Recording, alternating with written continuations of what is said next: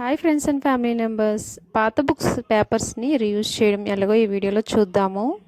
ఈ వీడియోలో నేను పేపర్తో చిన్న బౌల్ని అయితే తయారు చేస్తున్నాను.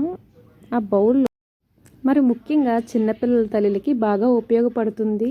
ఈ పేపర్ని మనం ఇలా ఫోల్డింగ్ చేసి ఆ ఫోల్డింగ్ పేపర్స్ని మనం హ్యాండ్ బ్యాగ్లో స్టోర్ చేయడం వల్ల ఏంటంటే ఎప్పుడైనా బయటికి వెళ్ళేటప్పుడు బిస్కెట్స్ అని, మిక్చర్ అని, లేసెస్ అని, మురిలని, మనం ప్లేట్స్, కప్స్ అనేది మనం హ్యాండ్ బ్యాగ్లో క్యారీ చేయలేము కదా.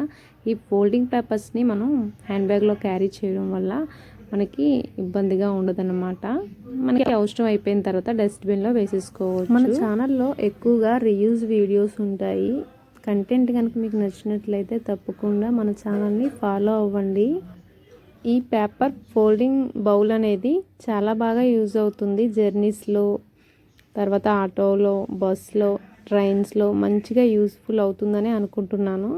అలాగే టీవీ దగ్గర మనం చాలా మట్టుగా అన్నీ కూడా అక్కడిక్కడ పడేస్తూ ఉంటాం కదా, అలాంటివి కూడా ఇలాగ పేపర్ బౌల్లో అనేది మనం పెట్టుకోవచ్చు. అప్పుడు ఎక్కడ వస్తువు అనేది అక్కడ చాలా నీట్గా ఉంటుందన్నమాట.